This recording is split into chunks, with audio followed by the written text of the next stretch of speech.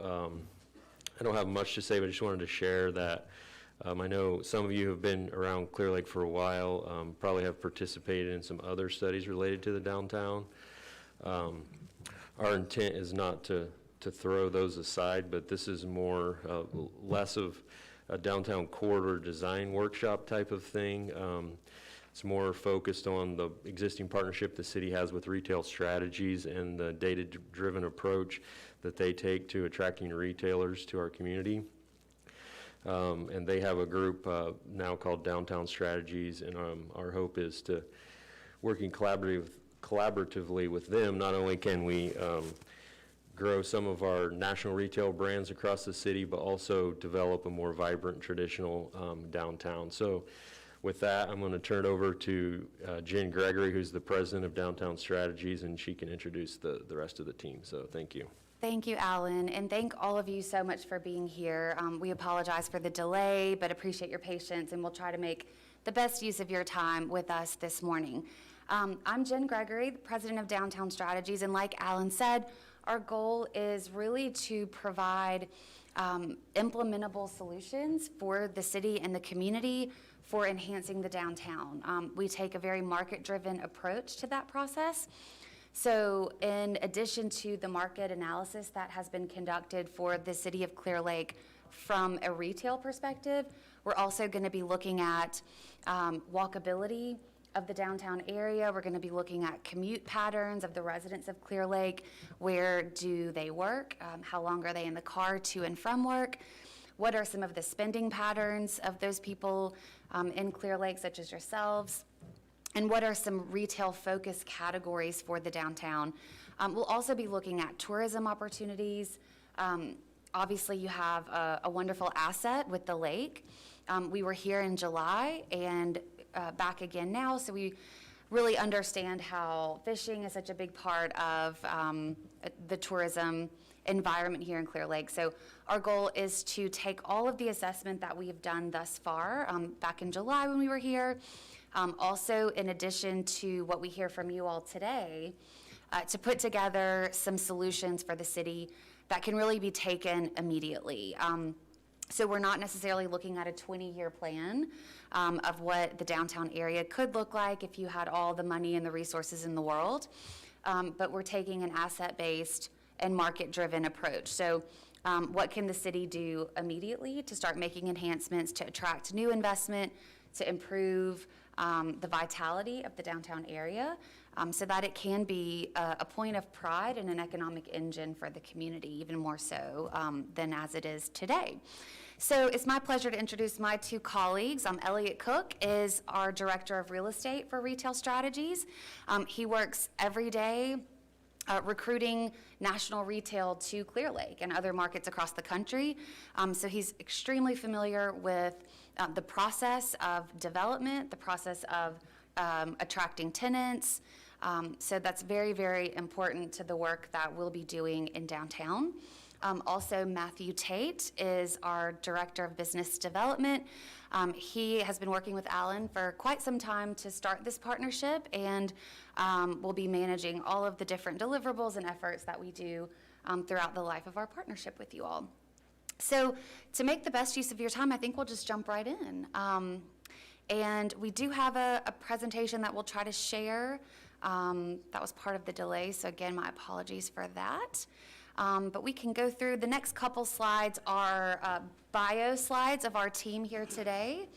And you have that in your packet. So we won't spend too much time on that, but would call your attention to the packet that you have. Also on all of our bio sheets are our contact information, both email and cell phone number. So we do have a set amount of time here today. We hope that we'll be able to engage in some really meaningful conversation and dialogue.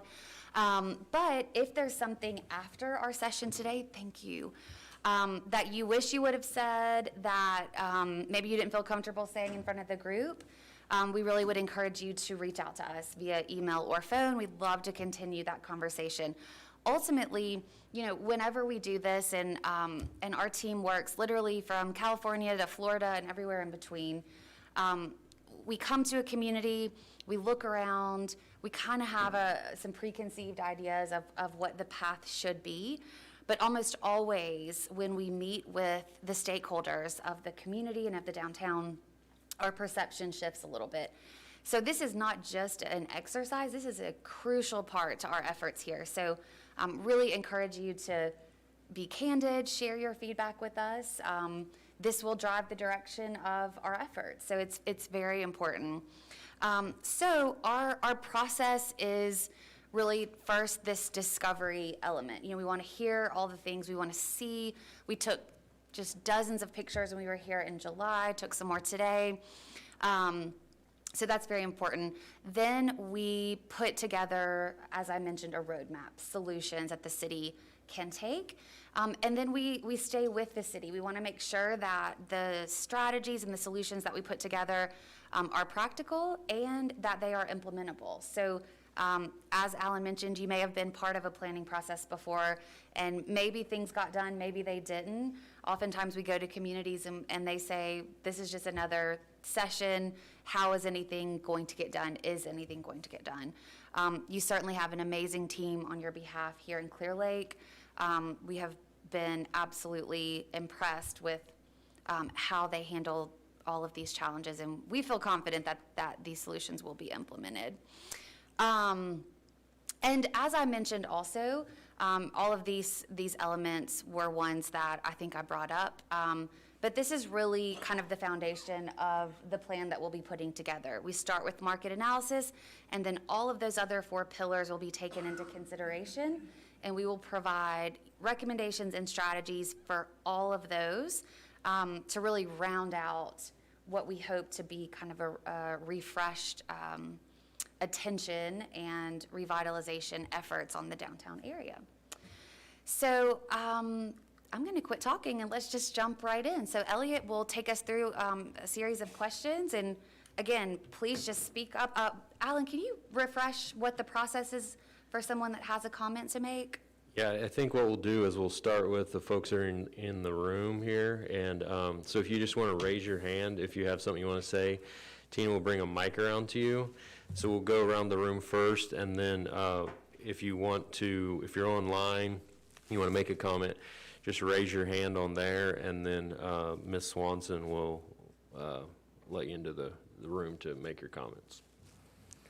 Thanks, everybody. So, starting this off, I know Jen mentioned this, and we want to mention this as well. I hope that this will be a real community effort. I hope that this forum will be where you can be open with us. We obviously, I know this area well. We've been recruiting for national retail as well as your downtown for quite a while. We know all of the positives that your community has, as well as Lake County has, whether that be natural assets or tourism reasons people would be here. We also know that there are imperfections, and that's with any community. We wouldn't be here if there wasn't positives and negatives. So I hope that we'll have a good discussion here, and we'll talk about each of those things. So please feel free to be candid with us.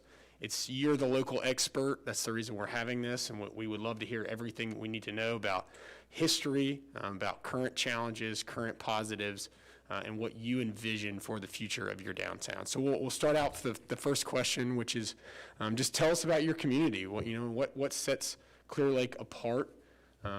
What are the reasons that, the things you would want someone to know about Clearlake? If anybody wants to start it off for us.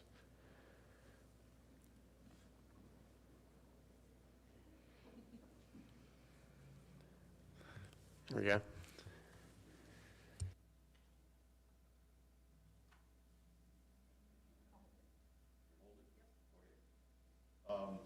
Can you hear me okay? My first thought is, have we really defined what our downtown is? And I say that because I think Clearlake has developed over the years along the lake and kind of spread out. We don't have a core downtown like Lakeport or Kelseyville or Middletown. We're kind of spread out. So you got your Lakeshore corridor, and then you got Olympic. Are we talking all of that area? Are we trying to establish a downtown? I know at one time there was talk about putting City Hall out by the library instead of putting it here, and we convinced the city at the time to buy this building, and I felt like it at least helped start to establish something, some semblance of a downtown, but I guess I'm struggling with what is our downtown and what do you guys see as our downtown? I mean, Well- obviously we're different than a lot of the county as far as having a core area that you can say these 3 or 4 blocks are our downtown area, and it may add to our struggle because you got residential and commercial and what used to be tourism all along the lake. So, first off, I'd love to hear your answer for what you think the downtown should be, and then I can give you my approach or where I think for the immediate, I think that we want to take a micro approach versus a macro approach. We don't want to come in and say, first off, I hope that you took from what Jen said that we want to come in, we want things to be implementable. We don't want to come in, give you this wild plan that's going to turn you into Sacramento overnight, something that is, completely unfeasible or is going to take 100 years to put into process. We want to take more of a micro approach, and we want to take something that you can really take those steps in the coming days as well as in the coming years. So I'll give you my answer, but I'd love to hear yours first. As far as what's a downtown? Yes, sir.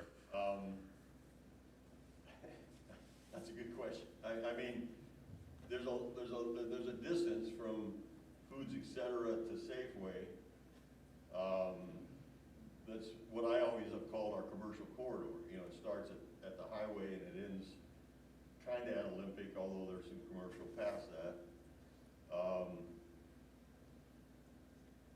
And I guess I'd like to say that could be our downtown, but it seems like it's too spread out.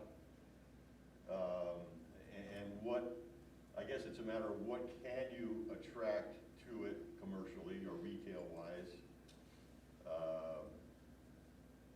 And do you want to try to focus that?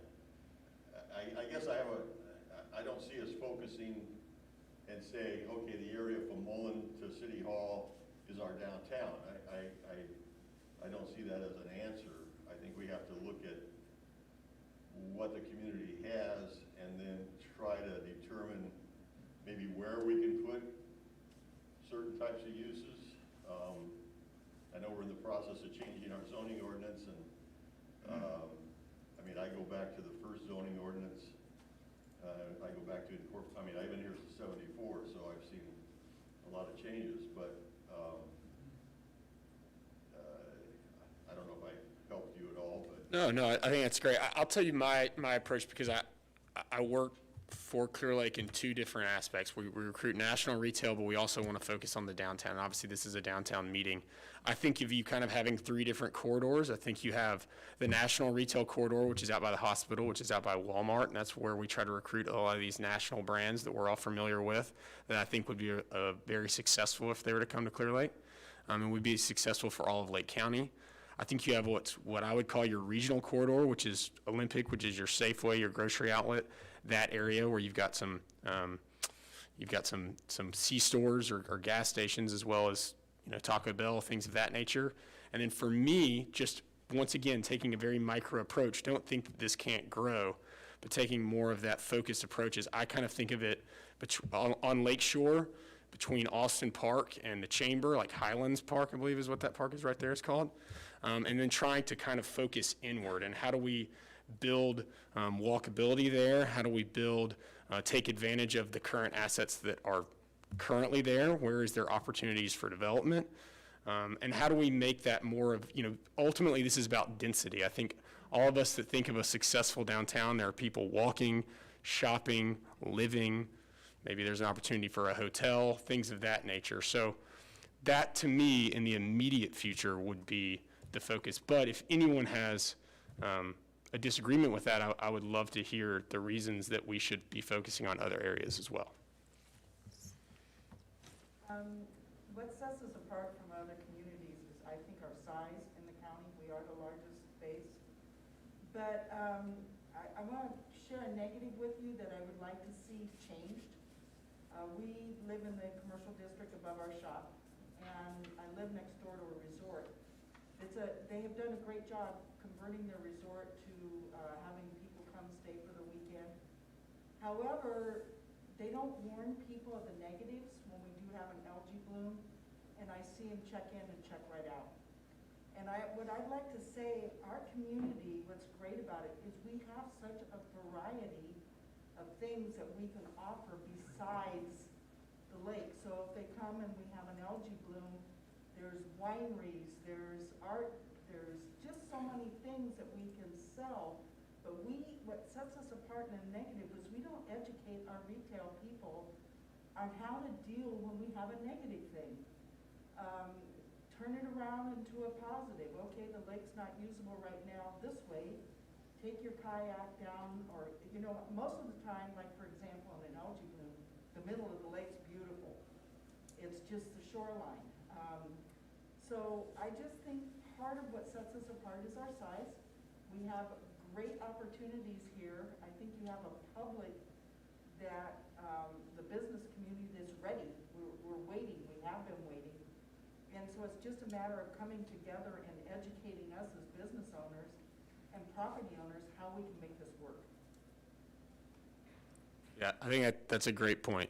And for y'all to be, when we came in July, it was during an algae bloom, so we have experienced that. So, but that's important, right, for us to know that as well. So I think that's a really good point.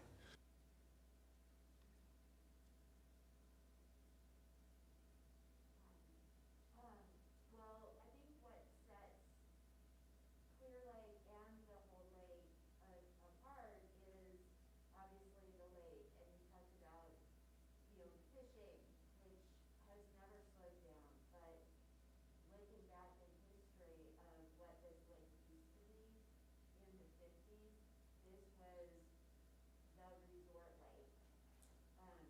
This has got to be one of the best sailing lakes, water sports lakes. I mean, we have Maharaja skis are made here. Getting back to the whole water sports and marketing to, again, vacation type things other than fishing. Fishing's not a problem. We've got that covered. And then, of course, the negatives are, as soon as Canopti closed, everything closed. There's nothing around the lake that people could go do. Back in the day, Canopti was, you could go play ping golf. It was very family oriented. There are places that people could go by boat. And that, I think, is a huge thing that Clearlake needs to tap into with a public dock. And your anchor tenants, your catalyst tenants have to be within a block of this public dock. We need to tap into not, major retailers. We need to tap into local retailers like Hardisters. Hardisters would be our Whole Foods in downtown. And then we need to make the walkability. I agree 100% that this lakeshore section within 2 or 3 blocks of Olympic needs to be that core downtown that we start with, and then it will start evolving by placing anchor tenants every block or so. But the biggest thing is walkability and sidewalks. All down the Clearlake needs sidewalks, and they need to be generous sidewalks, and all the parking needs to be moved to the back of the buildings, so you're not driving by and looking at a bunch of cars in front of retail. We need, walkability, we need people on the sidewalks, we need outdoor dining on those sidewalks. Clearlake did the most wonderful thing when the seniors graduated and they put the flags with all the seniors' pictures.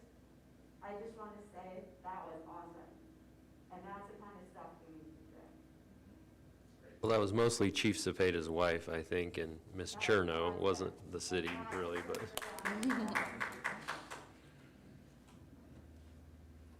there anybody else?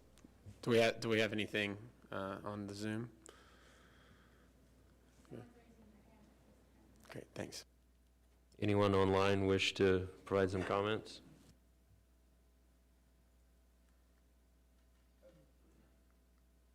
You want me to speak, Alan, real quick? Sure. Sidewalks. At one time, there was a plan to form an assessment district, and I believe the voters, the property owners in that area voted to do it.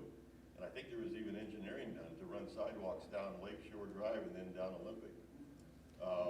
And somehow that got lost in the shuffle or the change in city council or something. But I know there was a plan to do that. I don't necessarily agree with no parking in front of your business. I mean, if you drive through Calistoga, you got 45-degree parking all the way down Highway 29 in front of all those shops. And I think that the key is having ample parking. But I would agree, you know, again, maybe start at City Hall and go both directions a few blocks and concentrate there at first, and then maybe it'll expand itself as more things come. I mean, which comes first, the sidewalk or the restaurant providing eating on the sidewalk? You know, it's kind of a dual sword there. So anyway. Just to briefly answer your question, we do have the plans. They were done for Lakeshore Drive, Olympic Drive, and even some of Old Highway 53.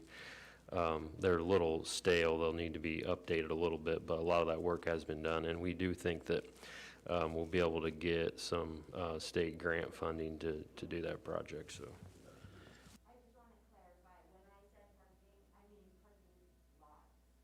You can look at any development, you know, Bay Street, Walnut Creek, all of those are designed, you do have street parking, but you don't have parking lots. You have your retail stores right in, on the street where they're visible. And all of the parking is behind the structures or actual parking garages. And it needs to be parking, you know, nearby. They need to be parking lots every 2 blocks so that people can walk to their destination. But by parking, I meant not parking garages where you have them a strip mall behind a bunch of parked cars. To just make comment, I think both of you are correct, for what it's worth. Also, there's already buildings along Lakeshore Drive, so I don't think there's a situation where we can push a building into the lake or push a building really far back. I think with density and when we develop downtowns, we think having the buildings closer to the street is actually a positive. So you're absolutely correct about putting parking behind a building or a development, as well as having street parking, or maybe there being dedicated lanes for all sorts of types of things. Our hope is that our collective effort will make it where parking is a legitimate issue downtown, or even more so an issue downtown. But that will definitely be part of our plan, so y'all can be rest assured by that. I'm having trouble advancing. I'm not sure. Oh, okay. Sorry. Actually, I'm a newcomer. I've only been here for about a year, but I come from a couple of small tourism towns, San Antonio and Branson, Missouri. and basically, I have a different focus of what we're doing here. And looking at this location, I'm looking at it different. I'm looking at it as a destination city for a 3-day, weekend type of deal. It's the same proximity from Santa Rosa and Sacramento to here. And for people to have a 3-day, 2-night getaway in the mountains, those types of wellness center resorts, I believe is the key focus to this area. Because Napa and Sonoma will always have the wine country. It's never going to happen. I've studied this market for about a year and a half. And, but there's other markets that this can capitalize on. And if it hits a niche and they capitalize on the wellness centers, that's what is it, projected to be 17 trillion, and it's growing as far as for the need organic, people wanting culinary, people wanting, music, people wanting an atmosphere that has good scenery. This location has it all. It just needs infrastructure, and it needs power. It needs energy. It needs water cleansing of the lake, skimming of the bloom. I mean, that bloom skimming can actually turn into fertilizer. I mean, why not turn negatives into positives and then give it back to the community? Then that's my questions. Has that ever been explored? What's the practicality of that, or is there any light you could shed on that? Because we've talked about that as well, our team has. Yeah, I mean, I don't want to act like I'm the expert on it, but, I mean, it definitely can be harvested. The problem is there's a lot of different types of algae even throughout the year, cyanobacteria, and it's sort of unpredictable. So to have a reliable stream or resource, folks who are developing that type of thing for whatever they use it for, find it more feasible just to grow it in more of a laboratory setting than trying to harvest it here on the lake. That's my understanding of why it's largely not practical, but. Alan did address that, part of the problem is we have many studies on the lake and the different blooms, the different times. If we have a lot of water flow, we don't have an algae bloom. Several years ago, I swam almost all summer long, where this year I was in the lake once, and so off my feet. So, but to share also with you on the algae, we used to have, the county had, and I haven't seen them this year, boats that would go through and hose the shoreline down. And it was kind of manned by a volunteer thing, but I didn't see any of the boats or the airboats out doing that this year. So I think because of COVID and the virus and the cost of the county we've lost so much money to the fires, that is not available to us right now, but that should be a way of looking at it. Incentives, our neighbor puts a bubbler out, and I'm surprised how it breaks it down. If all of us could, our water costs are very high here, and so unfortunately, to be able to put like fountains, and we've talked about it, putting decorative fountains along the shoreline, where we're moving the water constantly to break the algae up. So there are potentials to help our community, but as far as harvesting it just is sporadic. You just can't, commercially it wouldn't work. But we could look at other avenues of like getting the airboats back out, or possibly having grants available to people who want to put some sort of bubblers in front of their properties where there's, large areas where we can break the algae up.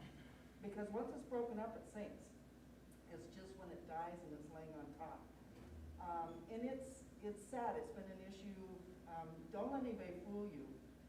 I go back, my family goes back to the 1860s here. There's always been algae in this lake. It has never been a clear lake. It was actually worse in the 50s. When I was a kid, the fun was to pull people through the algae and try to get them to fall off the skis. So, it's just something we've lived with as being part of our community. And but there are things we can do to to lessen the event, I guess, is what I'm saying. Thank you. Looks like we do have one hand raised online.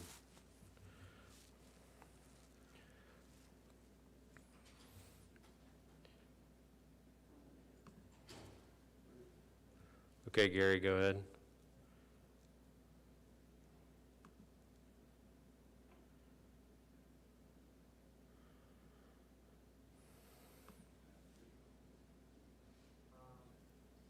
Fantastic input. I hope you can hear me. Can you speak up a little bit, Gary? Sure, can you hear me now? Not very well. Yeah. Sorry, I don't quite know how to fix my side of the audio. That's better. I'm here mostly to listen. I'm here to listen anyway, so that's okay. Can you hear me? Can you hear me now?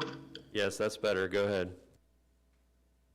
Okay, yeah, just, some notes about what sets our community apart from others. And I made a list, a major population center in Lake County. There's large retailers like Walmart. No one else in the county has it. They have really good lake access. The parks along the lake are phenomenal. The recreational opportunities, the state park. We have a really positive vision. My work with the city over the last 10 years has been so positive. Everybody has such a positive vision for the community. There's a lot of interesting mixed use, and I think you can really define the downtown by just looking at, when you come into the smaller retail, specialty retail areas along the lake. So I don't think that's going to be too much of a problem as long as we bring in the city hall area into it. I think the natural environment, entryways coming in from Highway 53, you can really tell you're coming into something unique. That's what we're trying to do, is kind of come up with something that this is different from anywhere else. So I guess the biggest challenge that I'm looking at is how to maintain both, enhance the small retailers and the specialty retailers in the downtown while maintaining a healthy big box retail area for the town, which it has. You have the retail area, to one area of the town, and you come down into the lake where it's more of a specialty, so you create that destination that you need. But pre-COVID-19, it's something that you look at. You want to somehow capture the interest of folks to come down to downtown, but still shop in the big box businesses, because there's going to continue to be, I think, a demand for the larger retailers. So we got to have kind of a balance between the two and keep them all working in harmony. I think one of the biggest assets we have is the winery industry. And I know in some of the communities I work in, what seems to work where there's winery like in Grass Valley in Nevada City, where they've been able to put the wine tasting rooms in the downtown, and that brings a lot of folks down. And there's so many wineries that are becoming so popular in Lake. Those are my initial comments. Thanks. Thank you for that. And you're exactly right. I think with your vision to balance national retail with local retail and experiences is our complete philosophy. So we're definitely on the same page there. Let's move along. I'm so sorry. So as a local fire chief, looking at the last 9 years, is that our community, more than anything, is affordable. So we look at how we've gone with COVID. A lot of industry is people are working from home. It's affordable.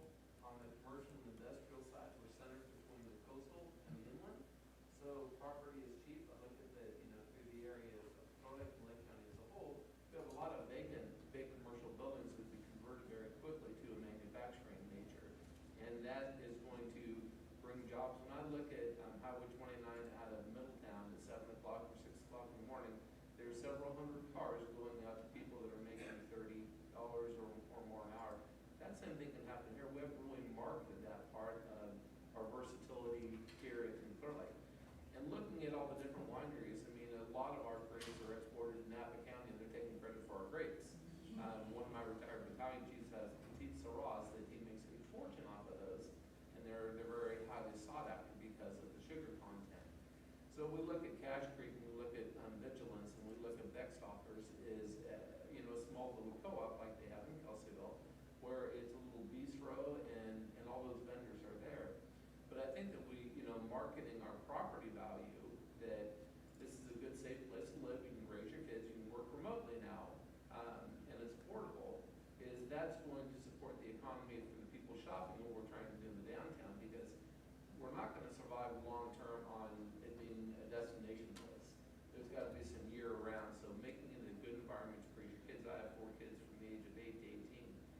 a wonderful place. I love the city of Clearlake.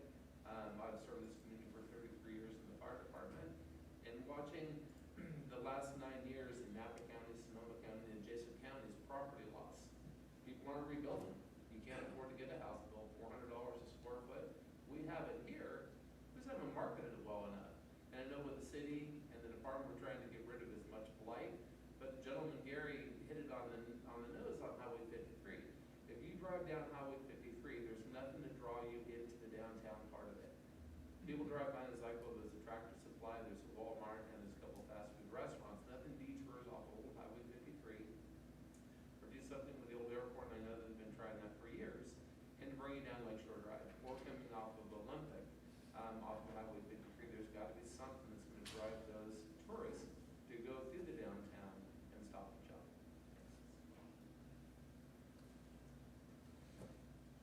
That's great. Thank you so much. And something that we will provide as part of our plan is a prototype for wayfinding signage, because I think you're exactly right about some of the gateways and into the downtown. They're not really well marked, and so some really nicely branded signage is definitely something that we see as an opportunity to just kind of move visitors around the way that you want them, coming down the corridors that are most sightly. So next question, somebody mentioned about COVID and how, the planes and the efforts to kind of stir up the lake weren't really done because of that. Well, obviously this is still an ongoing thing, certainly. So we'd love to hear from you all, how has COVID-19 affected your downtown businesses, your local businesses? Do you think it has forever changed the way that businesses will operate? Really, is there anything that we need to know beyond just kind of the national standards specific to Clearlake? Well, just a quick note about COVID and what is happening here is we've got so many people who couldn't go to Europe. They couldn't go to Mexico. They didn't want to get on a plane. And I felt like during the summer, this was probably the busiest summer in 5 years since I've lived here. And I mean, down to, selling jet skis, selling boats. People are buying them up like crazy because this is all they could do. They couldn't, go on those big trips. So I think the 3-day weekend treks, like he's talking about, that's kind of that market that we need to tap into and really bring this back to the heyday of weekend vacation, because we are 2.5 hours from the Bay Area, and sometimes even less, depending on who's driving. So it's a perfect staycation location, destination, and it's not the, Napa, Sonoma, nobody can afford anymore, although I guess we can afford it. But Yeah, last time we were here, actually, we noticed that we couldn't find a place to rent Sea-Doo or rent any kind of boat rental, really. So we actually went to one up in Lakeport, and we actually just kind of like asked. We didn't tell them what we were doing or anything like that. But all positives up there, by the way. And about like coming to the southern part of the lake during a bloom. But you're absolutely right that there should be some sort of ability to buy, rent, or use a recreational boat down on this part of the lake. And if there is, maybe I've just missed it. So.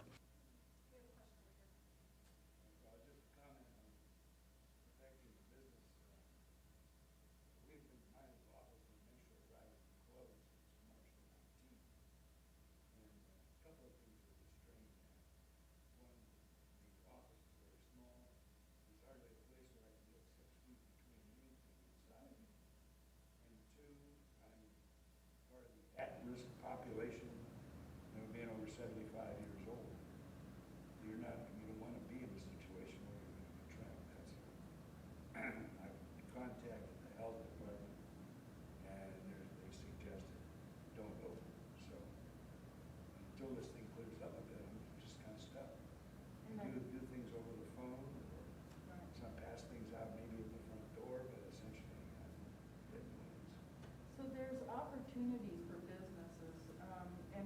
sadly share, we're the only place that used to offer copying, and faxing and that type of thing in the whole city. And so now we're having to send those people, the closest one is, Benita Packet Mail in the Riviera. So yes, it has hurt. We've had to close because we can't have the retail in. However, people call us and we, like you said, we meet them at the door. So how COVID has affected us is we have reached out to other business owners to open a copy center, get that going, but with COVID, you're not gonna see new businesses start up, I think, until, they can. I also wanna share something else that's interesting, and how much COVID can work the other way around. My son is living in Santa Barbara. He's managing 3 restaurants, but their restaurants are designed as open-air restaurants because of Santa Barbara.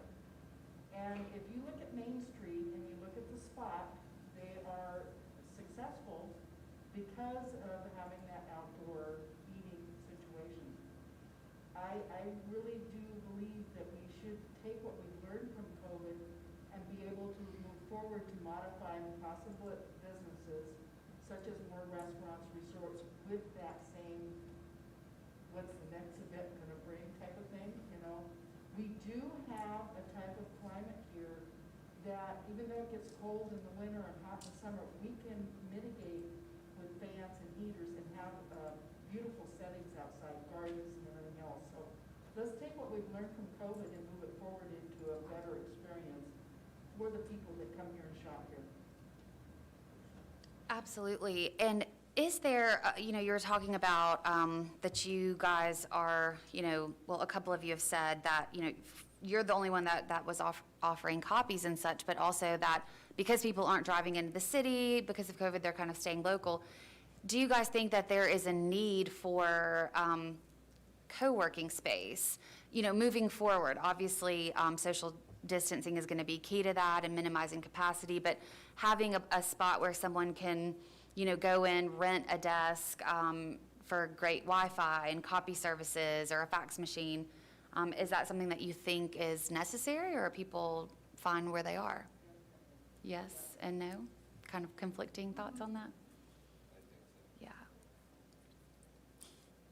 I'd like to kind of pose this question in a different way. I think during the pandemic, there's been nationally a real focus back on local and local businesses and supporting your neighbor. And there are quite a few local businesses, restaurants, things like that, that have been able to operate in limited capacity, obviously. And some of them, one of the great things, like you mentioned, is there has been open air opportunities. I know the city has done their part to help facilitate business being able to allowed under a tent or whatever the case may be. How have y'all felt that those businesses have done? Has there been quite a few of them that have shut down over the last couple months? Do you feel like the local restaurants and businesses that you have that have been able to operate is there a success story there during this for any of them, or do you think it's been the adverse? And listen, every state has different restrictions. I know California is a state that is still currently having quite, really, really strong restrictions, and I mean that in a completely apolitical way.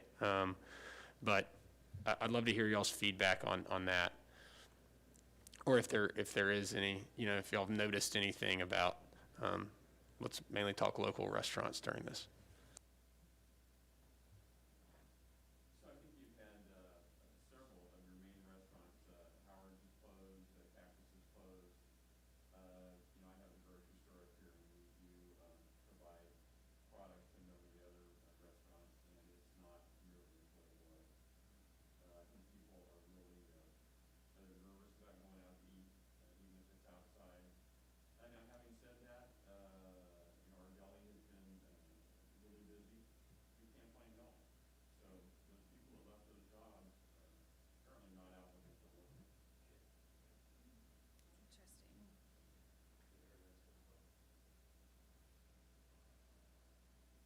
I think the restaurants that had the space and availability to adjust to outdoor dining are doing better than they would have before.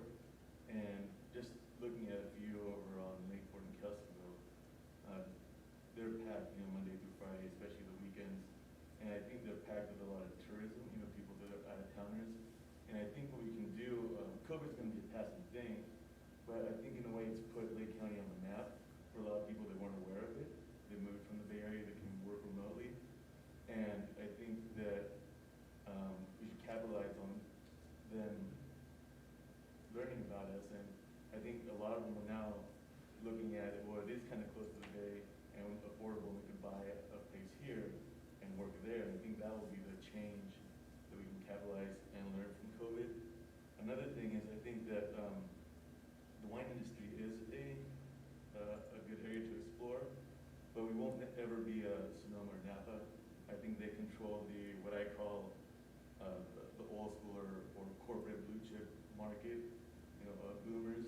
But there's another market population, it's more like Gen X and millennials that don't need the 5-star resorts or the Michelin stars, and they pride themselves in finding local restaurants like Happy Garden or something like that. So I think that's the market that we can push for, and it's not as stuffy as Sonoma, and I think a lot of people like that.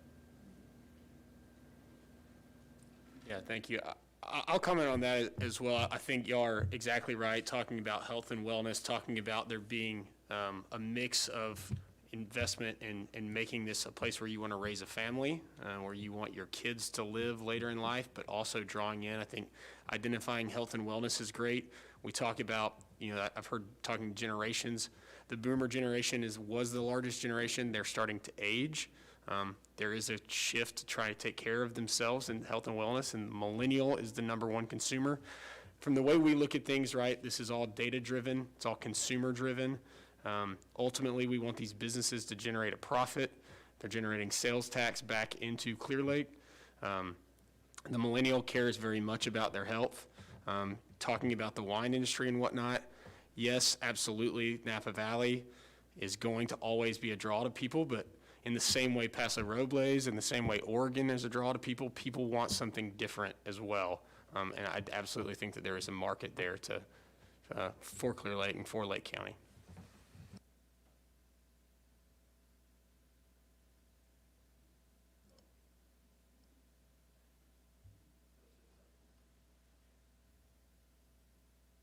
I was just going to comment, how did COVID affect the businesses? I sell real estate, and we don't have enough inventory, so that's countywide.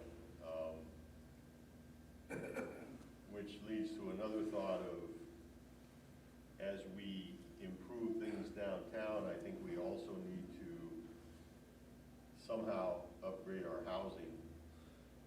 You look at the area, say, between here and Safeway, there's a lot of things that could be, a lot of things that hopefully will be done down the road that will upgrade that housing, get rid of the stuff that should be torn down. Tell the fire department not to rush so much to some of the fires. Job sometimes. Anyway, I think in conjunction with what we're talking about here, we have some issues.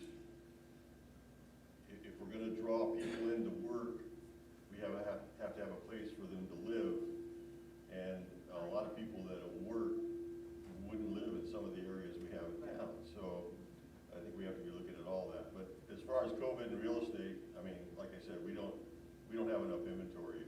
Houses are selling within weeks, and I tell someone it's worth about $210. We just opened escrow at $235. So, what do I know? But there is if there's any kind of a housing crisis, it's that there's not enough available. That's a great problem. That's part of us telling your story as well, and y'all's narrative is great. That's really great.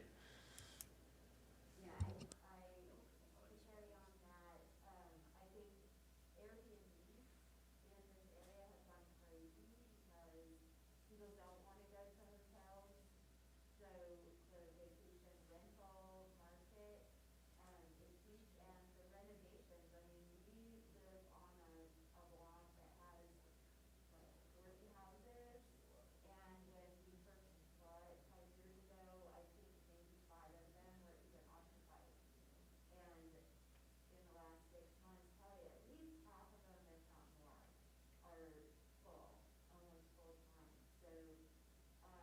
Also, back to like the big Lake Shore fire, there's empty lots there that people just can't afford to even build on. And that's probably a whole nother meeting about what can Clear Lake do to help incentivize and financially help people to rebuild those properties that would become an asset to the community. Jim, before we move on. Hello. Okay, it is on. So just, I think this is a really good note on COVID, especially since we have some business owners in the room. We look at sales in two different buckets. We look at overall retail sales and we look at e-commerce sales. And so over the last decade or so, e-commerce sales have been about steadily inclining about 1% per year, to where they're about at 11% of all sales, all retail sales, at the start of the year. In the last quarter alone, it's jumped up to 16% of all sales, all retail sales. 16% is e-commerce. So it tells you a couple of things. Get online if you have a business, right? That's incredibly important for everyone in here to hear that as a business owner. Get online if you can. Consumers are taking note of the health and being safe with that, but they're also still, it seems like they're not fearing the financial impact that COVID was supposed to have or could have. So people are still spending money big time. But get online if you have a business. That's the number one thing that number suggests. So just wanted to share that. It's up to 16%, but that also tells you it's in its infancy too. It's still growing. It grows every year, but the last quarter alone, it jumped more than it had over the past decade. So. Thank you. I'll let Elliot take the next question if we can advance. Okay, yeah, this kind of goes back to what we were just talking about, but in what ways is your community encouraging local businesses, entrepreneurs, growth? Okay, so let's talk about some of the things we've mentioned. Local restaurants. Are there people that have moved to the community or have always been here that always talked about, man, I'd love to open that local business. I'd love to open that hotel or that wellness center or a bunch of Airbnbs, things like that, that either have, for whatever reason, had a barrier to not do it. What are those barriers? Do you feel like those of you who have, or those stories that you know, have they been successful? I see a hand up. And those types of things. Let's just talk about the positives and the challenges of local entrepreneurs. In another life, I was the cordon bleu trained for culinary, so I've had a challenge finding, the correct places here. And David Deacon's probably the best cook in this area.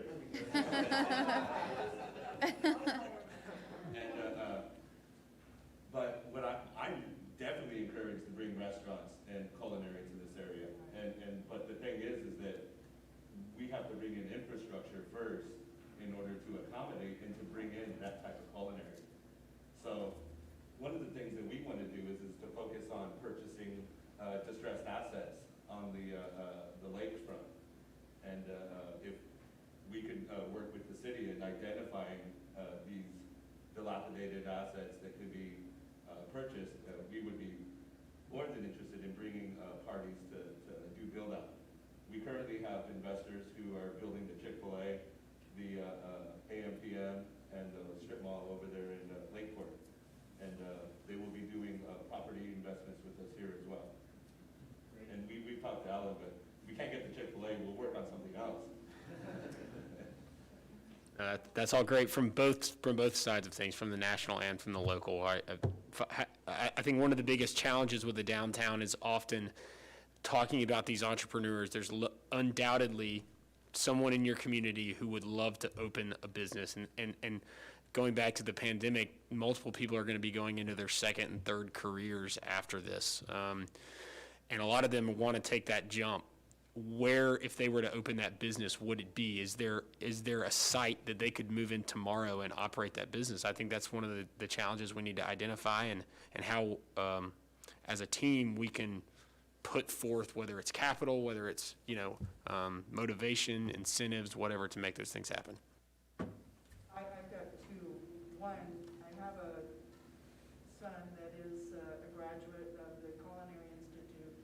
He's worked with Solage, he's worked with Rosewood, he's now managing 3 Mesa Burgers, and soon to be opening a 4th Mesa Burger during this COVID. He wants to come home. Living in Santa Barbara is very expensive. He realizes to own his own restaurant, he can't do it in Santa Barbara. And so he would like to move back to Northern California, and he misses home.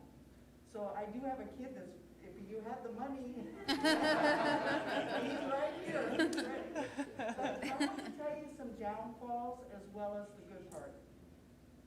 Living on Lakeshore Drive above our shop, the negative is the people driving through town with boom boxes so bad the windows rattle.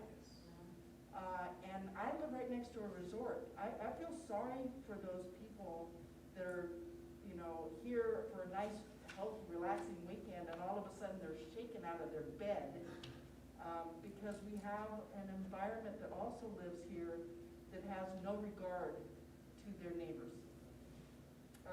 The drug dealing on Lakeshore Drive is very frustrating to me. I have to deal with it. I have to get mad at them parking in my driveway because they don't give a damn. And so I just would like to see us encouraging cleaning up. That's the negative. The positive is, as I stated before, we have people here that are ready to move forward. We would like to take we have a piece of property next to our property that we want to convert. We have no parking.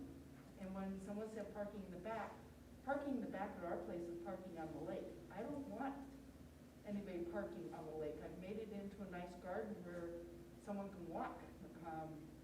So to do that. No, I agree, our original plan was to have parking on the side streets behind the businesses and have public parking lots when we did the original Lakeshore design.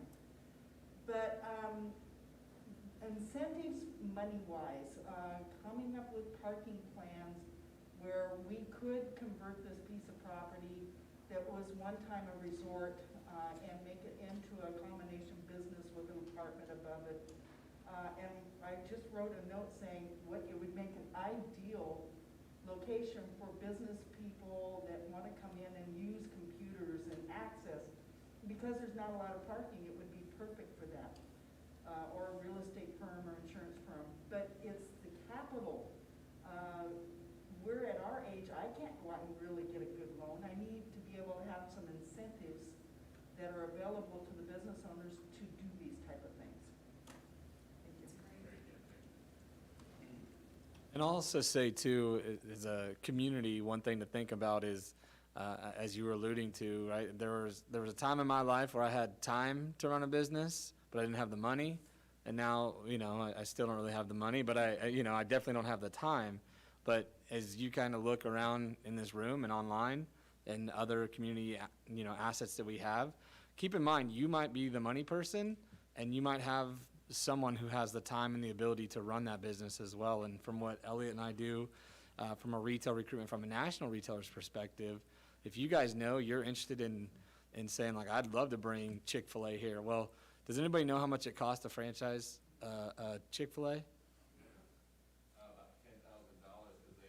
$10,000. That's but that's it. But a lot of people think it's hundreds of thousands of dollars. But yeah, $10,000 investment gets you a Chick-fil-A. There's other things to go with it. But just keep those types of things in mind. If you're interested in franchising something, if you're interested in maybe you've got the money but you can't run it, let's as a community come together and identify those people that who's got the money, who's got the time, and let's get together and make something happen.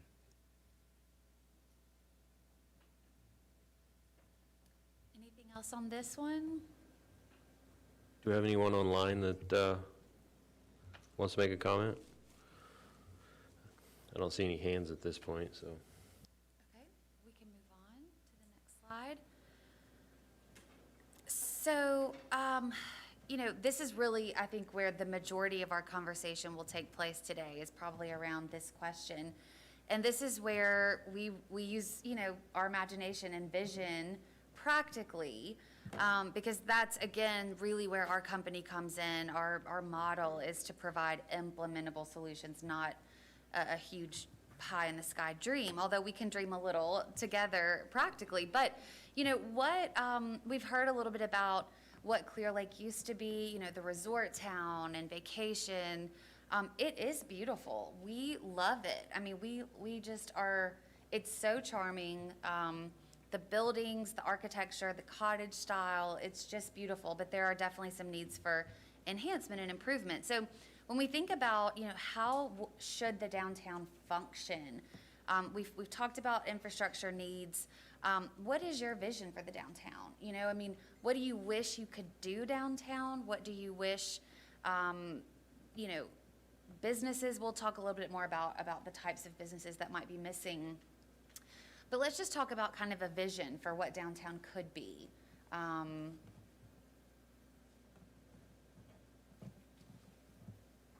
arts, Okay, whether it's music or it's any type of art, we bring culture. great. Sorry, I don't even like. And we've heard a little bit about the open air restaurants, which are great. I think that's a great start. Do you have something to add? Yeah, Wait, if you could use the mic, I mean, we don't need it for in here, but the folks online can hear. exactly that, a destination shopping, and it has to be contiguous with, a store that we want to go to. I know so many people who literally will drive to Kaya or Santa Rosa to go to the grocery store. So having a nice store and then have it, these are other things that you want to go to, so it becomes a destination. And you consequently have those, other retailers that are gonna benefit from your anchor catalyst tenants. Great, thank you.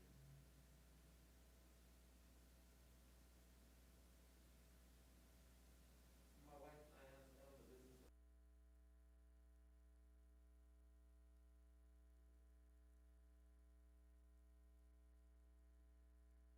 Doing canvas parties, and do bachelorette parties, and they got into doing these signboards, and they got into like the stuff from Hobby Lobby, so they shop at Hobby Lobby, they come back, because there's nowhere other than like to Walmart to go into a nice little shop and buy those country bumpkin type of things. And so even with the COVID, and we thought it was one of the impacts, is we couldn't do in store, they had everything to go, so they went online, you ordered what you wanted, buy pictorials, what colors you wanted, and now we're back into, being open for customers, but, the success is being able to adapt and be family oriented. You can paint a mug there for $8, if you go to the one in Ferndale, it's $28 based on location. So it's really family oriented, and we have a group of, I call them the Golden Girl group, from down in Oakland, and they come up and bring their grandchildren up from Oakland for a birthday party at my wife's shop, and then she's hooked up with Kyle at the pizza place, and they go over and do pizza and come back and paint. So it's versatility and family oriented, so it's friendly and it's reasonable for them to do.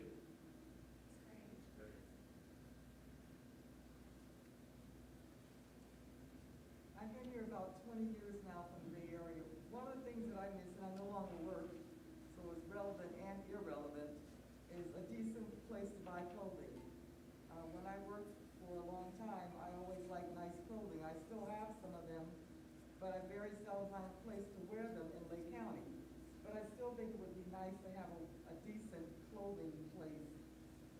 I found a nice shoe shop in Lakeport where I like to buy my shoes near Safeway. But I haven't found any decent place to buy clothing in Lake County, unfortunately. So I go online, but I like to try on my clothes. I know some retail shops are closing. I still like to try on things before I buy them.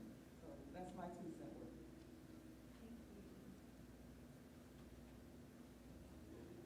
Just note too, that's not a Clearlake problem. That's a nationwide problem. We study what we call a gap analysis for every city we work in, and clothing is typically the #1 leakage in every city we work with. But all that to say, that's what keeps Elliot and I up all night trying to find new clothing retailers.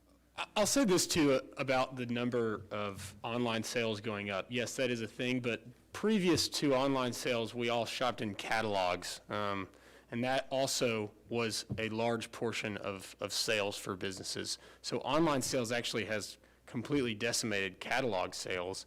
But don't be completely scared that online sales there's going to be this retail apocalypse, especially in your downtown. The downtown is a culture thing, it's a quirky thing. There are so many of us that still want to go try on our shoes or try on our clothing in person. There's so many people who are going to need to get their hair cut somewhere. There's many things that have been taken away from us from a retail standpoint that we're all looking forward to doing again, whether it's getting your nails done or your hair cut, all kinds of things. More people are eating out than ever before in America, so there's all kinds of retail, and it's going to shift, and I know there's a couple more questions, but I did want to make that point. I just wanted to go back on the vision of an improved downtown. I think one thing I'd like to see happen is the Highlands Park get developed. And I think that'd go a long way to improving things. And again, the sidewalk, curb and gutter, even if it's just went from Highlands Park to City Hall, if you want people to walk, you gotta give them just something to walk on. And a lot of it's, you're walking on the street. And some people walk on the street where there's even a sidewalk, but I think that would go a long way to improving the image, I guess, if nothing else. There's practical reasons for curb and gutter. Drainage is a good one. So, a lot of people think, well, we don't want to build a sidewalk just to have a sidewalk. It does other things besides give people a place to walk. On the clothing store thing, my wife owned a clothing store here, and she sold it before, and then that owner, it went out of business. But when Walmart opened, people came in saying, has Walmart hurt your business? And the funny thing was, it wasn't really Walmart, it was the Indian casinos. There were little old ladies that used to come in and spend 20 or 40 bucks. She'd see them at the casino, and she wouldn't see them in her store. So, there's been a change in the way people shop. There used to be 3 or 4 clothing stores in this town, 30 years ago. But people change, and the way they shop changes, and what they shop for changes. So, anyway. Well, I'd love to see a creamery. People love to take their families out for ice cream. I know people drive all the way to Middletown to go to the creamery there. There's another one in Calistoga that's really popular. Also, a florist would be really nice. Something retail downtown, like a bistro, florist, places that you could go out to lunch with your friends. I also wanted to mention on the COVID side about the grants. Is it okay if I talk about the county? The county has some funds that came in through the CARES Act, and the Lake County Economic Development Corporation is going to be facilitating grant applications once we figure out the nuts and bolts and announce it. The grants are going to range probably around $5,000 to $20,000 depending upon the size of the business. So if your business has been impacted by the COVID, and I have been making a lot of phone calls around Clearlake area, and a lot of the businesses have been thriving because of the stimulus checks. A lot of businesses did really well. They changed their business model. But if you did get impacted and you are looking to look for a source of funds to get you through the winter or something, there are funds available through the Lake County Economic Development. We're going to be posting more information on the Facebook and doing some marketing, but there are funds available.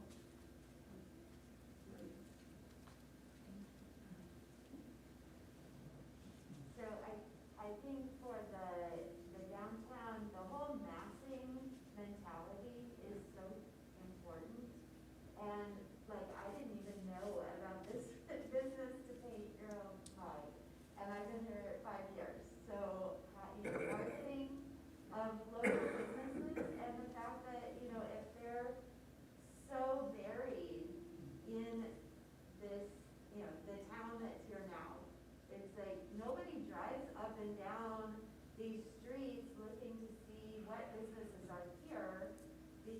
unless you know it's there and that's where you're going.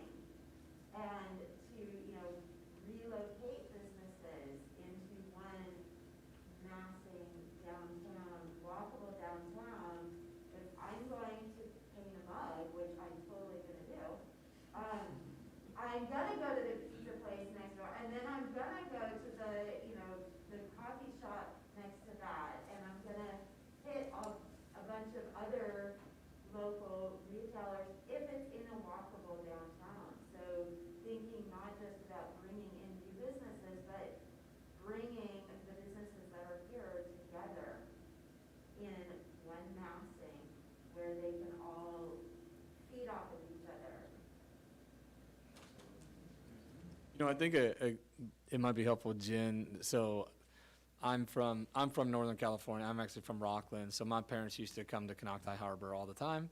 I listen to Pat and Tom on 105.1. They talk about it all the time. But I grew up where we didn't have a courthouse and a town square and stuff, whereas Jen from Starkville and Elliot from Birmingham, what they think when they think downtown, it took me a while to start helping sell the downtown program because in California, we don't think in terms of downtown. So I think to define it better for everyone, I typically remove the word downtown and think more of like Main Street or placemaking is the buzzword in the industry.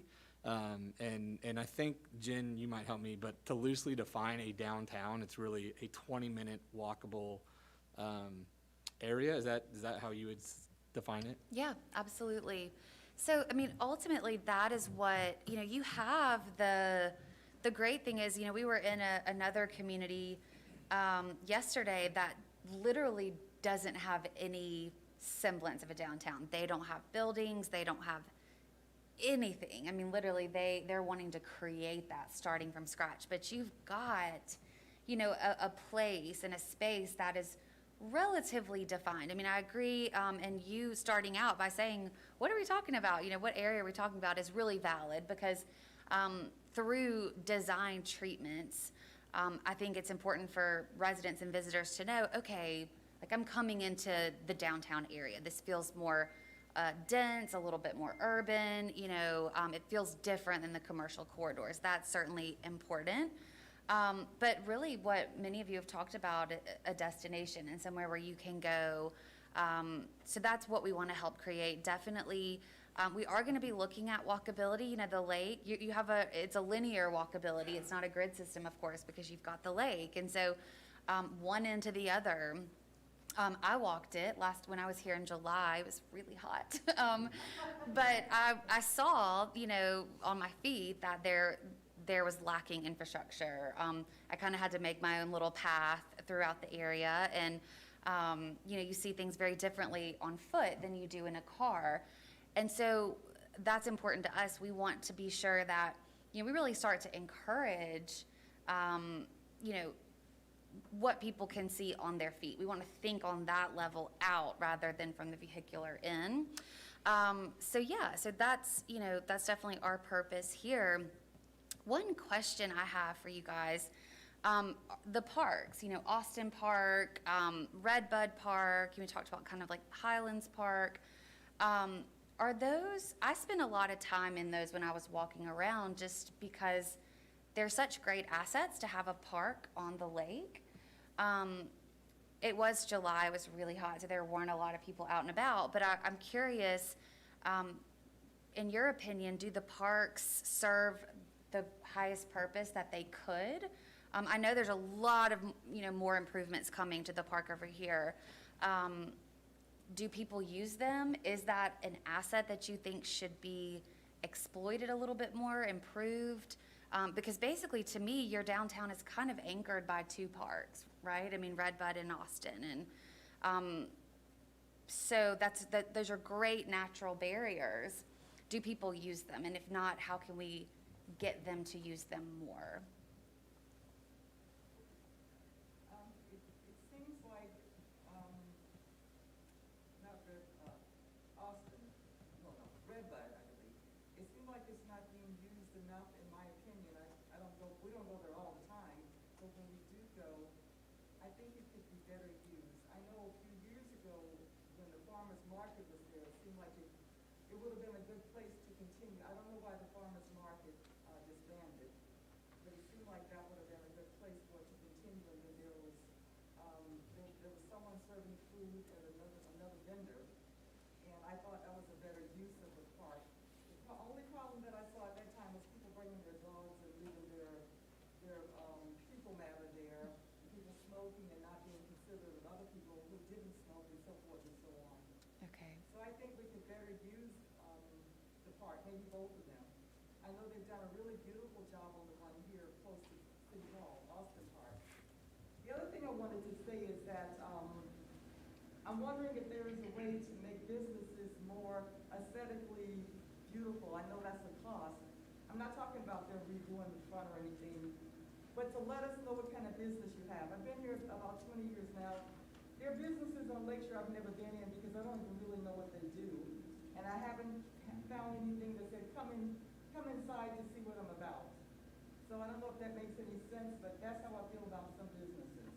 There are some that I go to all the time. We go to the health food store. We'll go to the restaurants that we like and so forth and so on. But some I've never been in.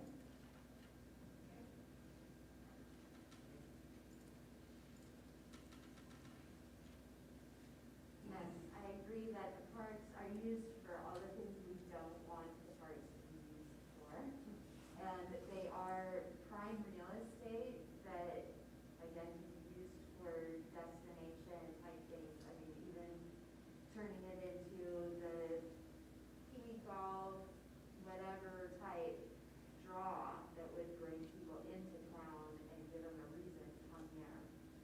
But yeah, there's just way too much Wild West out there.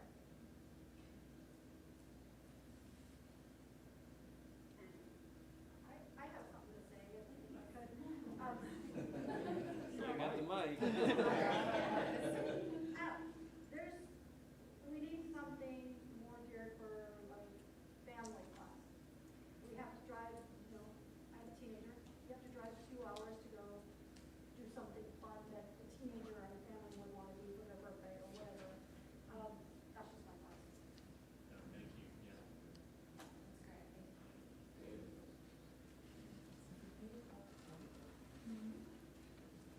Yeah, going back to the parks, I mean, Redbud to me is our boat launching facility. And it seems like there's been more use this year, certainly more fishing tournaments, and I guess that's partly to do because one of the casinos, hotels stopped doing them. You do have a small park area there, and it seems to be utilized a little more. To me, I drive through it every morning, I drive through it every evening, just to see how the algae is in the boat ramps and generally see what's going on. It seems to be getting a little more use. I don't know what we do about the homeless situation. I know it's prevalent there. Across the street from my office, the Highlands Park, if it ever, I assume we're still gonna do bocce ball courts and those kinds of things. I can see more use of that park when it's developed. I see more and more people there every day. Again, still some of the homeless people, but I see people sitting at the benches or the picnic tables that were put up that I think were moved from here when you got the new ones. And it seems to be getting utilized more. A lot of fishing, and then you've got the chamber office, which I guess kind of isn't open, but is open with COVID. Austin's, I think, again, I'm seeing more use now that it's open, and hopefully that will continue. The dog area, hopefully they're cleaning up after their dogs, but there seems to be someone there almost all day.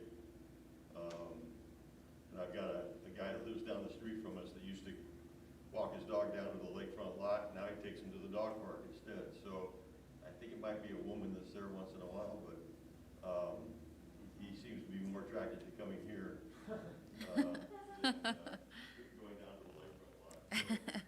So, I think we're on the right track with the parks, and again, I'd love to see Highlands Park get open or get improved, and I think that would go a long way. Yeah, I think it's worth noting that a park can can change the perception. It can be the catalyst in a lot of ways, and so it's important to there have been improvements that have been made to Austin Park and are continuing to happen, and y'all have seen that be the change. It's been something that's drawn people to spend more time in the downtown, and I hope y'all will continue to do that and encourage your neighbors to do that as well. So I wanted to say thank you to the city, the parks. I tried to take my little dog for a walk, and I used my little baggie. But I wanted to share, the parks are beautiful. We've done a great job with it. I do believe they're not utilized as much as they used to. I love it when, we used to put the Lake County Visitor Guide, and years ago, I have pictures in our office of the concerts we used to hold in the park here, not just in Lakeport. And the COVID stopped that, because I even said we'd be a sponsor of one part of the band. So my hopes are when we get out of this COVID, we can get having the concerts in the park. I'm also a Lioness. We used to have the 4th of July events there.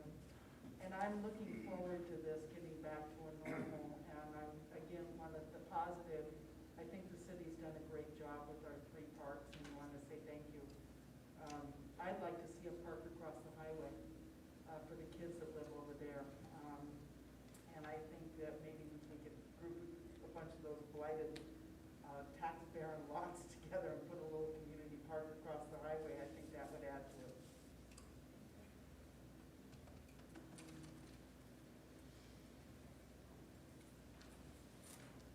I think the last vision task force, or whatever it was called a few years ago, that my husband and I came to, they talked about putting a park over in the avenues. I don't know what happened with that idea, and I would certainly like to see one. We live in the Village, down the street from where Dave Hughes currently has a property for sale.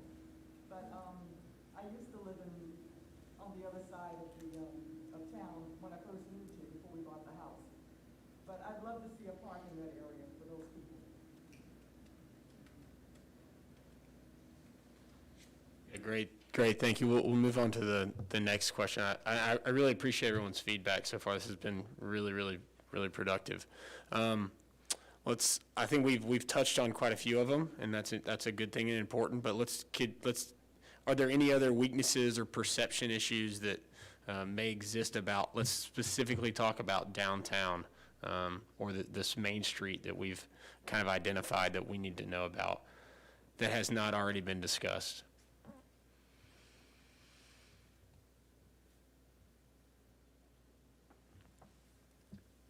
All right. Oh, there.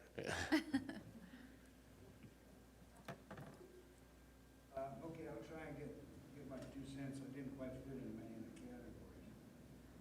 But I think I'd like to see something we can do that can be accomplished in a short period of time.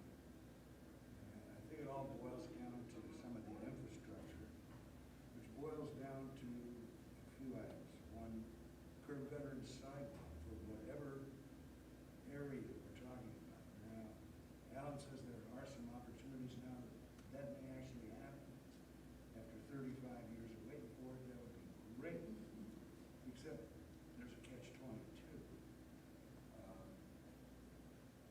Curb gutter and sidewalk along the street, which now has bike lanes. And with bike lanes, you can't park cars on the bike lanes. So therefore, there's probably over 100 parking spaces on street that'll get eliminated.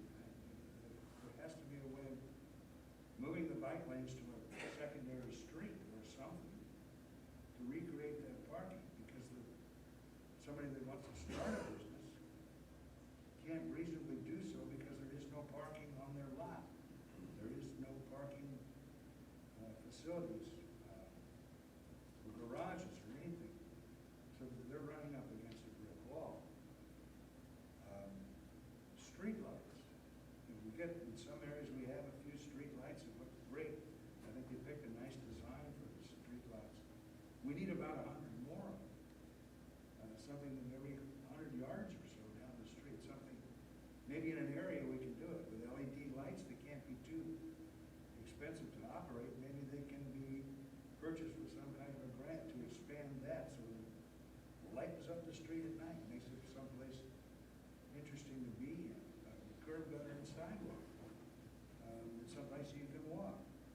It helps define properties, define business locations, landscaping. I think in the new zoning ordinance, there's a section of trees that you can plant that are all amenable to this area. And there's, must be 100 of them. Pick 3. You know, maybe oaks ought to be one of them. But pick 3 and then follow a theme.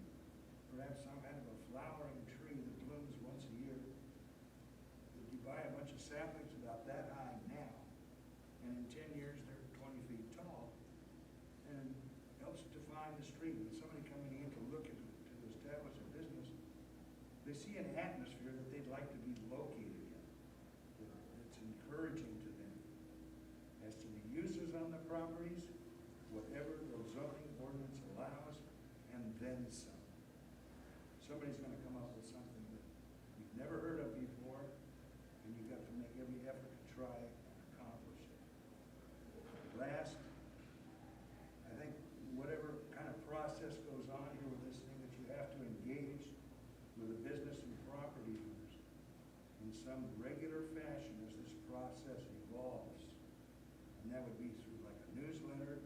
If you could get everybody's address and email address on Lakeshore Drive for every business and property owner, you can stay in touch with them on a monthly basis at least to explain what you're doing, how it's evolving, solicit comments, so that this is not a process where we do this today and then say 3, 4, 5 months from now we come back and here's the report and here's what we do. And, you know, we'll be at this for 2 years. I want to wait.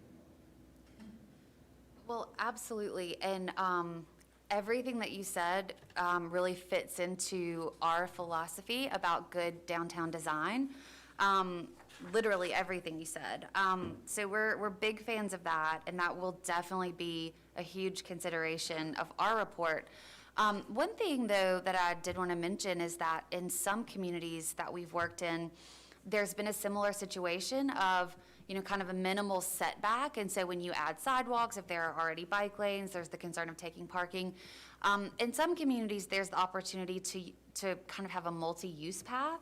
And so, you know, while the bike lane, it's not necessarily going away, just in certain areas, it's shared with pedestrians, and there's, you know, appropriate signage and marking that can kind of share the path. But that's an option. So that's definitely, you know, from a pedestrian level, that's a number one. You know, there has to be that good infrastructure to facilitate that, and parking is key.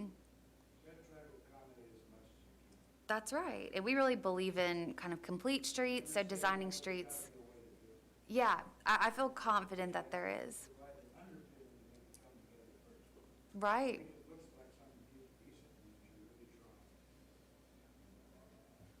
Yes, sir. We liked Morro Bay, which was a really nice place, but the waterfront in Morro Bay was just a bunch of fishing boats and ramshackle cabins and junk. And the city decided to do a redevelopment of the area, and they did. They put in sidewalks, parks, parking, lights, the whole area, and the businesses followed. They stepped in, galleries, stores, a lot of them selling Chinese stuff, but they were selling stuff. Restaurants, everything else. And there's, during the summer days, and there's people on the weekends up and down the street. Calistoga, when we first came here, was a dump. It was skid row. There was no business, just a bunch of ramshackle buildings with a bunch of drunks sleeping in the That's how bad it was. And look what they've done with their place. And it's, well, they still have parking on their street, they're lucky there. Lakeport has no parking on their street. Or parking lots for the businesses.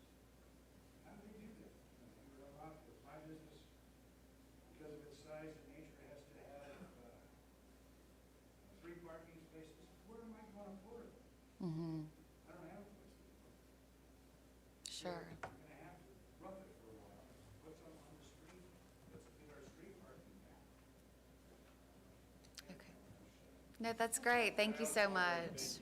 Yeah. So as we look at this development, one of the key things from our perspective is that, you know, our three water companies, Golden State, Highlands, and Lockeye, all have aged infrastructure. And so a lot of our buildings don't meet California Fire Code, California Building Code, California Mechanical Code, Electrical Code. Have a new fire marshal, we work with Dave Hughes, we work with the city and work with the tribal entity, the new tribal health is being involved. And that was almost a loss because of inadequate infrastructure. And for those companies who want one investor to succumb to $1 million in upgrade, it isn't really feasible. And it's going back to those three companies and saying, what is your 5, 10, 15-year plan? Because we're flexible to a point where we're not going to assume risk. You know, but working with Keith and in the Golden State, making a loop around Manchester, we're able to achieve the 1,050 GPM flow for that facility to move forward. So in that development, you can't develop unless you have the infrastructure to support that. And our hands are tied because of the new fire codes and insurance requirements, ISO and things like that. So those really need to be a part of the meeting with the city, with the fire department, and a developer. Like I said, you know, for a lot of the areas, we are very reluctant to open the fire hydrant because we're not sure we're going to get it closed up again. And so those are some critical parts because your downtown's not going to grow if we require to do sprinkler and we can't keep the fire closed. Great points.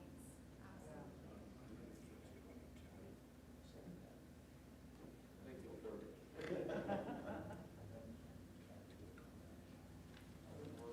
And I like the new fire marshal, so, because I think we're gonna come up with some solutions. But, you know, going back to perception, I think we need to make sure our community and our city's promoting the positives that we have. Because I know as a realtor, and realtors are probably one of the biggest offenders, you don't want to live down there. That's where all the drugs are. That's where the dump is. You know, I mean, I certainly don't say that, but I know realtors. There's been a perceived negative feeling about this community in the county. I always say, you know, we've got the Lakeport side and the Clearlake side, and they grow the algae, and then it blows down here. We have to put up with it, but you know, we need to make sure we're accentuating the positives and trying to overcome the negatives. You know, I get really frustrated being a business owner on Lakeshore Drive and having to clean up trash in the morning, or human feces out of my parking lot, or getting beat up by a guy that pees on my building and I confront him about it. Those are things we need to work on, and again, I don't know the answer to the homeless thing, but I do a lot of cleaning up, and somehow we've got to solve that. It's probably more than a local issue solving it. There are people that should be in a hospital somewhere that are walking on the streets. But there are people also walking the streets that are a little more responsible and could do a little more if they were so inclined, I guess. So anyway, I think we need to make sure we're accentuating our positives and trying to overcome the negatives. And I think a lot of it's perceived and not really true. I don't think we have any more of a gang problem or a drug problem in any other community in Lake County or California for that matter. In fact, I think we have less of a gang problem than some areas in Lake County. So anyway, I think that's a perception that is still out there within the county, and we need to keep working to overcome that perception. I was going to add to that and just share. We need to let the whole county know that we are a safe place to shop. When our business was open, we would never get anybody from the north end of the county. They would go to Ukiah to use the big document and teller machines instead of coming to us. And at one time, we had somebody from Lakeport there, and he ran in to give us the copies he needed and then stood outside and asked him if something was wrong, because I do I'm in Clearlake, we could get robbed. And it's like, you're in front of my business and my home, you think you're gonna get robbed? But that's the perception out there by the north end of the lake, and it's a shame, but it's there. And we need to really sell ourselves a better job. And that's all I can say, because our own community badmouths itself. And that's the thing that hurts so bad, is that we need to educate our own population. You know, I hope when we identified the 5 pillars at the beginning, tourism and promotion is one of them. And I hope you all know that that will be a big part of it. The narrative, changing the narrative, promoting the good things that are happening here. So that's why it's so important to know kind of what the perceptions are outside of the community, within the community, and the places that we need to focus the positives as a way to, to battle the negatives as well. So this is all really, really helpful. Thank you all. I also think it's important to note, like, so we sped through introductions, but what anyone who wants to Google later what Jen did in downtown Starkville, Mississippi, I think is incredibly important here, because what she did and what she accomplished there doesn't happen without everyone buying into. They decided a couple years back that they were going to become a culinary destination. Well, some people were like, what? Like, you can't even eat here, like whatever. But everyone bought in to where local farmers were providing, local chefs with the goods and the stock that they needed, right? And so whatever comes of these recommendations, whatever comes of this, it's really important that everyone buys into it and takes ownership and says, like, this is going to be the new brand of Clearlake. This is what Clearlake is going to be known for. Because if everyone doesn't get involved and everyone doesn't promote that and everyone doesn't fall in line, kind of, and that's why we do the stakeholder session, so that the vision is your guys' vision. We're just helping implement it, right? So that's one thing I just want to point out, that all of this is good, but it can be great if everyone buys into what we're doing.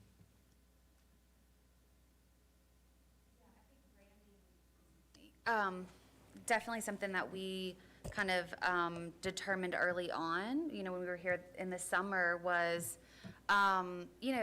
telling the story, certainly, and Alan's really big on that. So many of you have said marketing, promotion, letting people know. So all of those things are really important as well. I know we're running over on time, so we'll take your comment, and then we'll just take any last comments, final words that anybody wants to share before we close. So this is my last closing comment, is that we hopefully will put a lot of effort into cleaning it up, build it, and they will come. And I want us all to remember that it's changing a whole culture, and we will, even if we put in nice things, ultimately, someone will damage them, and we just have to continually maintain and battle that. I spent 2 weekends painting about 500 feet of graffiti, and the next weekend, there were 5 more graffiti, and I painted over them immediately, and the next weekend there was 1, and now it's every month or so. So we have to just be diligent to maintain what we put the effort into building. Any other closing comments?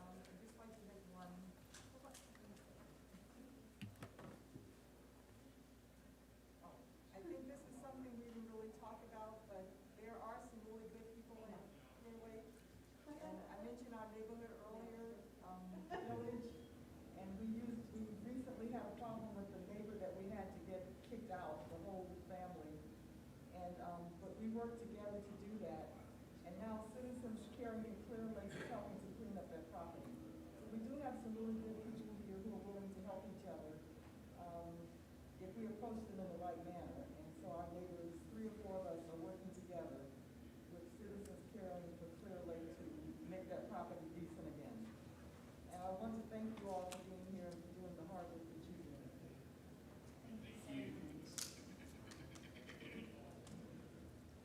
Anybody online have anything else they want to say?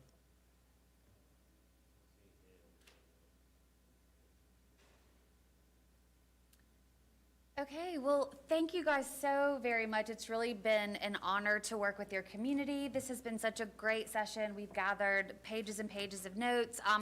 In terms of what's next, we will go back to our offices. We work out of 3 different states, but we have a whole team dedicated to this effort. And so we'll start putting together our report with ideas, with your ideas, with practical steps.